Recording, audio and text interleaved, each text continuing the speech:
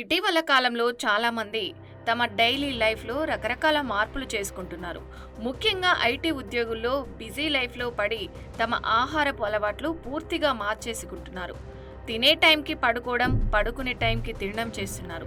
దీనివల్ల శరీరంలో భారీగా మార్పులు చోటు చేసుకుంటున్నాయి.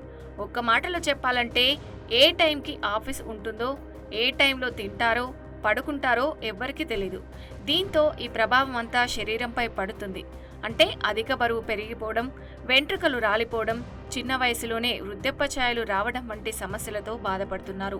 ఈ క్రమంలో కొంతమంది బెల్లీ ఫ్యాట్, నడుము, మోకాళ్ళు, తొడల వల్లు లావుగా మారిపోవడం, కనీసం తమ శరీరం తాము కదల్చలేకుండా ఇబ్బందులు ఎదుర్కొంటున్నారు. తమిళనాడు రాష్ట్రంలోని కన్యాకుమారి జిల్లా కొలాచెల్ ప్రాంతంలో హృదయ విదాకర ఘటన చోటు చేసుకుంది. 17 ఏళ్ల యువకుడు శక్తీశ్వరన్ యూట్యూబ్ వీడియోలు చేసి స్వయంగా ఆహార నియమాలు పాటిస్తూ బరువు తగ్గే ప్రయత్నంలో ప్రాణాలు కోల్పోయారు. ఈ ఘటనకు సంబంధించి స్థానిక పోలీసులు కేసు నమోదు చేసి విచారణ ప్రారంభించారు. ఇక విషయంలోకి వెళ్తే తమిళనాడు రాష్ట్రంలోని కన్యాకుమారి జిల్లా కొలాచెల్ ప్రాంతానికి చెందిన 17 ఏళ్ల యువకుడు అధిక బరువుతో బాధపడుతున్నారు. దీంతో ఎలాగైనా బరువు తగ్గాలని పలు యూట్యూబ్ ఛానల్స్లో ఆహార నియమాల చిట్కాలు చూసి దాదాపు 3 నెలల పాటు కఠినమైన ఆహార నియమాలు పాటించారు.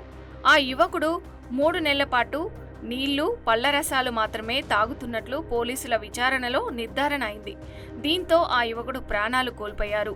ఇక శక్తీశ్వరన్ ఆహార నియమాలు పాటించే ముందు వైద్యుల సలహాలు, సూచనలు తీసుకోలేదని తల్లిదండ్రులు పోలీసులకు వెల్లడించారు. కేవలం యూట్యూబ్ వీడియోలతో ట్రిప్స్ ని అతడు పాటించాడని వారు తెలిపారు. బరువు తగ్గడానికి వ్యాయామం కూడా చేస్తున్నాడని, కొన్ని మాత్రలు వాడుతున్నట్లు చెప్పారు. గురువారం నాడు శక్తీశ్వరన్ ఒక్కసారిగా ఊపిరి ఆడక ఇంట్లో కుప్పకూలిపోయాడు. కుటుంబ సభ్యులు వెంటనే అతన్ని ఆసుపత్రికి తరలించగా అప్పటికే మృతి చెందినట్టు వైద్యులు నిర్ధారించారు.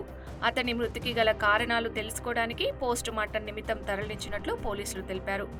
ఇక ఇదే కాకుండా గతంలో కేరళకు చెందిన యువతి యూట్యూబ్లో చూసి ప్రమాదకర డైటింగ్ పాటించి మృతి చెందింది. కన్నూరులోని కుందాపరంబకు చెందిన శ్రీనంద 3 నెలల పాటు కఠినమైన ఆహార నియమాలను పాటించి ప్రాణాలు కోల్పోయింది. ఇప్పుడు తాజాగా తమిళనాడులో శక్తీశ్వరన్ మృతి చెందాడు.